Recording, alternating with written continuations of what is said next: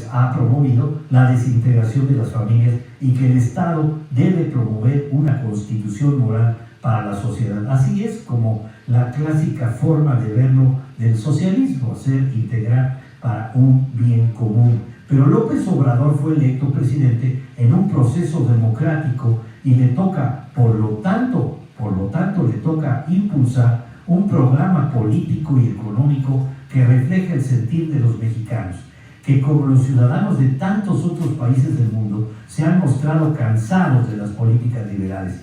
Pero yo creo que más bien ahí, don Sergio, serían las políticas neoliberales y que han llegado a enriquecer a un pequeño grupo, a un poco grupúsculo, iba a decir, de hombres que se hicieron ricos con el neoliberalismo y no con las libertades. Es decir, estas políticas liberales de la economía capitalista a ultranza, yo creo que a eso se refiere Sergio Sarmiento. Mucho me gustaría que López Obrador entendiera que ha sido electo presidente de todos los mexicanos y no de un grupo político en particular. Pero es su prerrogativa gobernar como él quiera. Ya tenemos la expresión de Daniel Cosío Villegas, el estilo personal de gobernar. ¿Se acuerdan ustedes de ese gran libro de los 70s en crítica al presidente Echeverría? Pero es su prerrogativa gobernar como él quiere y la de un periodista de opinión expresar sus puntos de vista con libertad.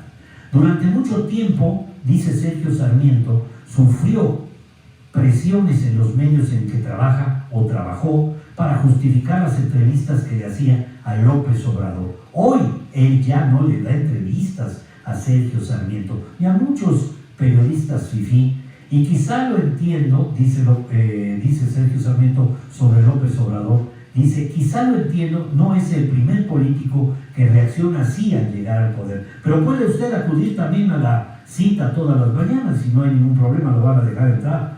Pero al contrario de lo que muchos suponen, le deseo el mejor de los éxitos. No coincido con muchas de sus políticas, pero el trabajo de un periodista de opinión es cuestionar lo que considera como errores en las estrategias públicas. Esto fue pronunciado por Sergio Sarmiento el 3 de mayo, el día de la Santa Cruz. Y miren, también para concluir esta entrega, este video pregrabado, me refiero a Gabriela Warkentin, que nos habla acerca de la libertad de expresión. Y se hace, pues, este colaborador invitado que estuvo por ahí en Reforma. También me gustó mucho el punto de vista porque hace una reflexión acerca del drama que viven muchos periodistas, una reflexión muy interesante. Dice, esto fue editado el 5 de mayo, y días antes, Telésforo Santiago Enríquez fue asesinado el pasado jueves de esa semana. Telésforo Santiago Enríquez fue fundador y director de la radio Estéreo Cafetal La Voz Zapoteca. Fue asesinado el pasado jueves en el estado de Oaxaca, que quisiéramos que ya estas expresiones de coraje, de rencor o de odio hacia el periodismo que ventilan la realidad a todas luces y son, pues desgraciadamente, victimizados muchas veces por la mafia del poder, como diría Andrés Manuel López Obrador, o por otros periodistas que no piensan como Telésforo Santiago Enríquez, y salvo Telésforo Santiago Enríquez, que fue asesinado, y salvo honrosas excepciones que lamentaron y condenaron el asesinato del periodista y activista, el debate en este genérico inasible que se llama redes sociales giró en torno a el crimen era muestra de la incapacidad del gobierno actual o si era una herencia más de la corrupta decadencia de los regímenes anteriores.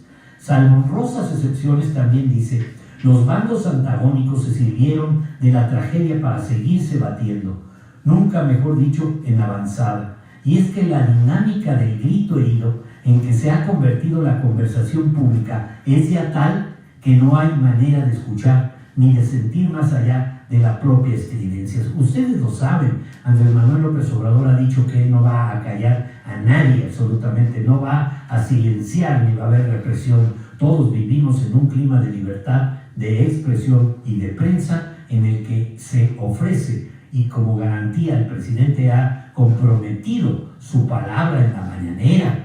Urge nos demos cuenta de ello. Teléfono y todos los periodistas y activistas asesinados en los últimos años merecen se condenen las agresiones en su contra, se exija justicia, se hable de su trabajo, se visibilicen las precarias condiciones en que se elaboran, se denuncie la fragilidad del terreno social y simbólico sobre el que operan. No se merecen convertirse en pretexto de manidos ataques a diestra y siniestra. Apenas este 3 de mayo pasado se celebraba el Día Mundial de la Libertad de Prensa, al que convoca la UNESCO desde hace algunas décadas. El lema de 2019, medios de comunicación para la democracia, periodismo y elecciones en tiempos de desinformación. Y en diferentes manifestaciones locales con motivo de esta conmemoración se recordó que México sigue siendo uno de los países más peligrosos para ejercer el periodismo. Artículo 19. Organización que se dedica a la defensa de la libertad de expresión y acceso a la información.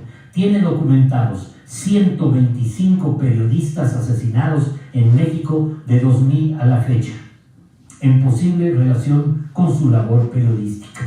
Esa es la realidad del trabajo de los profesionales de la información en nuestro país, y esa realidad exige que le prestemos atención en sí misma y la abordemos desde la perspectiva del flagelo que significa para la salud de cualquier democracia.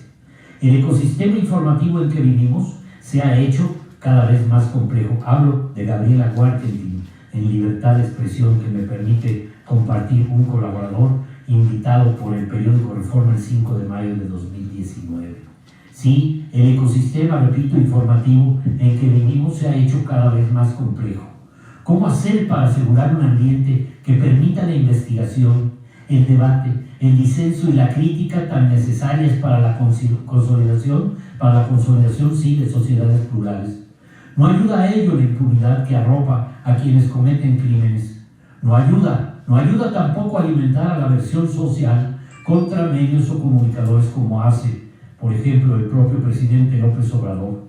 También creo que el tiradero de diris en que se han convertido hoy las benditas redes sociales impide discusión pública alguna. Y puedo entender que hay acciones que se decidan también salirse de Twitter o de Facebook porque el encono se vuelve insoportable, mucho odio, mucha tripa. Eso sucede, por cierto, en todo el mundo. Sé bien que el jaloneo, dice Gabriela Warkentin, por los recursos públicos para medios de comunicación tradicionales y emergentes, toca la existencia misma de muchos de ellos. Muchos, como Televisa, han perdido la cotización en la Bolsa Mexicana de Valores. En fin, que son comunicación, que son diversas las razones, que son comunicaciones que se van a perder, tradicionales y emergentes, como dice ella, por las que se fragmenta la mirada y se distrae la atención. Por eso la importancia de no soltar la pregunta: ¿cómo hacer para asegurar un ambiente que permita la investigación, el debate, el disenso y la crítica tan necesaria para la consolidación de sociedades plurales y la democracia misma? Reenfoquemos la mirada, sugiere ella.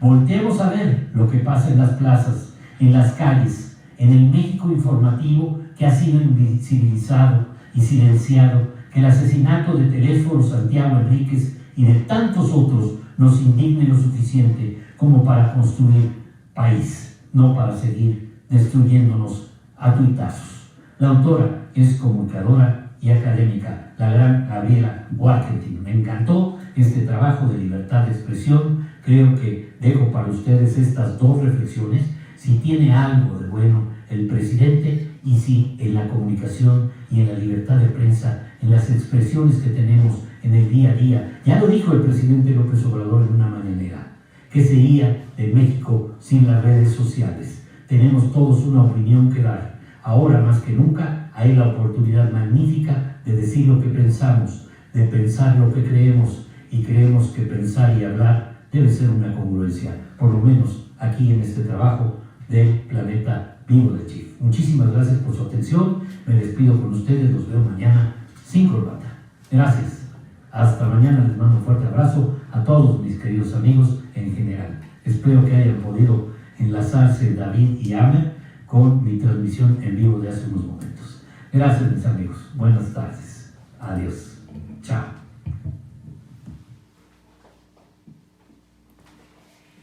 Pues ahí está, queridos amigos, ahí está como siempre, excelente el programa del Chief, siempre tan oportuno, sus notas, su información, como ya lo decía, y pues ahí está el día de hoy, del guiso, de Devices, toda esta información que siempre la tenemos que tomar en cuenta, pues para cultura, ¿no? Y para saber qué es lo que pasa en nuestro país. Muchísimas gracias, Armandito, te mando un abrazo hasta allá, ojalá que aprendas mucho también en esta convención, en este congreso, que a través tuyo nos haga llegar toda esa información para que nosotros también la aprendamos y la hagamos llegar a todos ustedes, a todos nuestros queridos asegurados, y los que no son, pues que también se unan. Me da muchísimo gusto, saludar a todas las personas que se unieron.